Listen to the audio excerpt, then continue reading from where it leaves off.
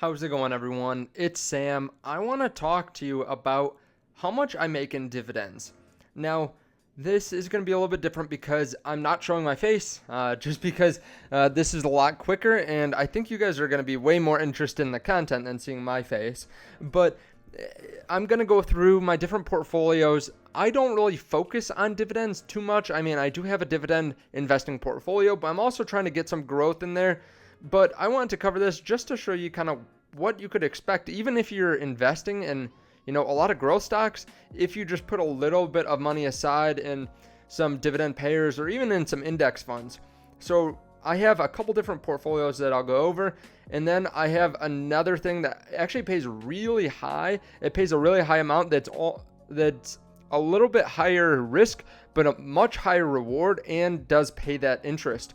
So if you guys like this, please leave a thumbs up. I really appreciate it. Let me know if you guys want me to do something like this in the future. I haven't done these very often. I don't do these very regularly, but I know some people like them.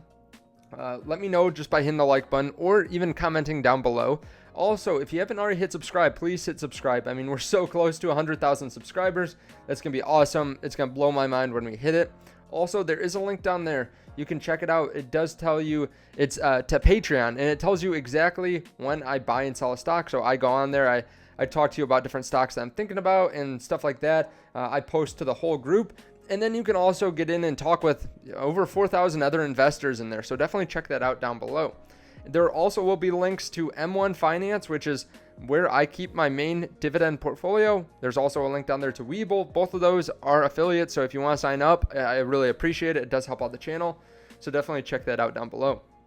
So first of all, we're looking at my Fidelity portfolio here, and I have to be careful because I don't want to have to blur out any different account numbers or anything like that. I don't know if they're bad or not if I show them in this, but this is a portfolio of about $38,000. This one is just a couple individual stocks.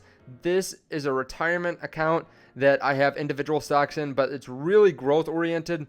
This is the one that we're looking at now. It's an old 401k that just has index funds, and then this is an HSA that has also an index fund. Now, between all these accounts, you can see here, and I'll show you the other ones here in a second. I have 8 shares of JP Morgan Chase in there, which is a $3.6 dividend a year. FSKAX, which is a Fidelity index fund that pays just $1.06 a year. And then I have VMCIX, Vanguard Mid Cap, and then VSCIX, which is Vanguard Small Cap. Both of those I have a couple $1,000s in. Between all these different payers, and again, I'm not focusing on dividends at all. I just like some of my money in index funds, and then I like JP Morgan Chase. Between all these, I get about $175 a year in dividends, so $15 a month. Not a ton or anything like that, but not bad either. Now, in my WeBull portfolio, I have one stock that pays a dividend, and that is UWMC, which was a SPAC. It just came out. They announced that they were going to be paying 10-cent dividends. I have 30 shares, so it pays me $12 a year. So not a big amount by any means. It's actually probably one of my worst performing stocks because it's one of the only ones that I have that's actually down more than a percent or two. Then we go over to M1 Finance, and I'm switching over. This is not going to show all my individual stocks. I do that, fairly regularly in that app, and I'll actually just show you it real quick. You can see some of my portfolio and how it's weighted here. So it's easier just to go by the whole portfolio though, because they actually have really nice features to show you what your dividend yield is. But this is my Roth IRA, and you can see all the different positions there. And then I also have a dividend and income portfolio. So this is the other one. You can see both of them have done quite well. Really, barely any of it's in the negative. Packer, I think, is the only stock that we have that's actually negative. Between these portfolios, we've done quite well. We actually have dividends too that are somewhat significant. In the Roth IRA though, it's really focused on growth, and then there is some index in there. There are a couple dividend payers, but it's really focused on growth, and that pays about 1.21% a year, which will pay me about $246. And then the dividend portfolio is focused more on dividends, but there is a growth component. I mean, some of this is because these stocks have gone up so much. Like IIPR was paying a 6% dividend, But now the yield is down because the stock price has gone up so much. I mean, I'm up 117% in it in this portfolio, and even more in the other portfolios. And that's happened with a lot of these, right? The dividend yield is actually going down because our gains have been so insane. We've been able to grow a lot. So that's something to take into account. But I add to this $100 a week. And so far, we have a 2.72% dividend yield in that portfolio. So overall, $351 in dividends there. These are all the stock dividends. And I got out of a lot of dividend paying stocks and went to growth stocks because we've been doing insanely well. I don't even know what our average is because I have several different portfolios. But I'd have to say anything that we've held for over 6 months is probably up 50%. Just looking at WeBull, I think we're up 50% in that portfolio. And it's also like I'm invested in a lot of different stocks, so it's not very risky compared to what some other people are doing. And then in this portfolio, we're up a really significant amount also. Now, that being said, there is one other way that I make interest, which is actually through BlockFi.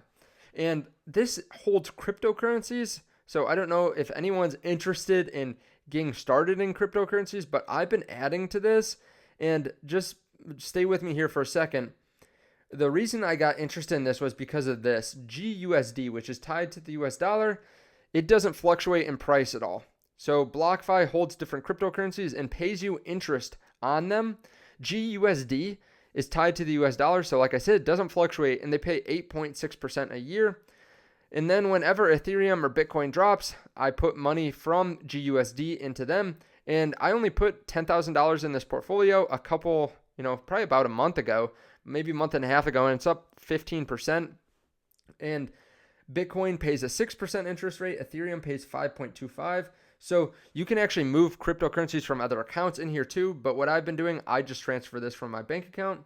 And so far, it actually pays me a good amount of money. So I'll show you the total amount overall between all these different positions in a moment. But between Bitcoin, I get about $300 because it pays me 6% and I have about $5,000 in it. This pays every month too, not $300 a month, but it pays me $25 a month. So it does compound. Ethereum, they pay me 5.25%, which is $157 a year. And then GUSD pays 8.6%, which is about $301 a year. So pretty significant between all these.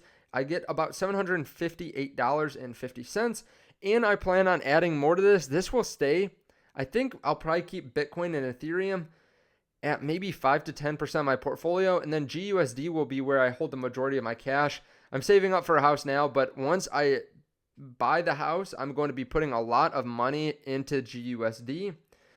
But overall, between all these different avenues, these are all, dividends or interest-bearing accounts, I get just short of $1,300 every single year. So over $100 a month. My portfolio overall is about $80,000, maybe a little bit more than that right now. And I have a lot in cash, but again, like my cash position is larger than my portfolio, but that cash is not meant for the market. It's meant for my house because I'm going to have to put up a lot of money since YouTube is my full-time gig. With the banks and how they work, I will have to pay a very hefty amount. So that is what my accounts look like. That is how much I'm making in dividends and interest-bearing accounts. I also have some cash, I guess I could include in here, but it pays a very little amount, like a very small amount, because I'm going to be deploying it soon into a home.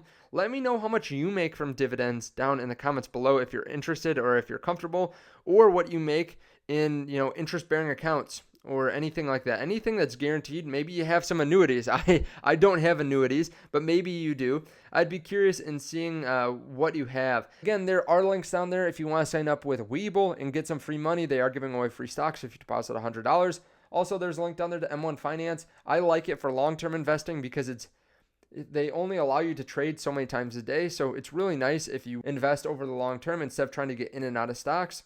Also, there is a link down there to BlockFi if you want to start investing in cryptocurrency and earn some interest. Thank you guys. I appreciate it. Please let me know what you're making down in the comments. I'm super interested. Thank you, and I'll see you in the next video. Bye.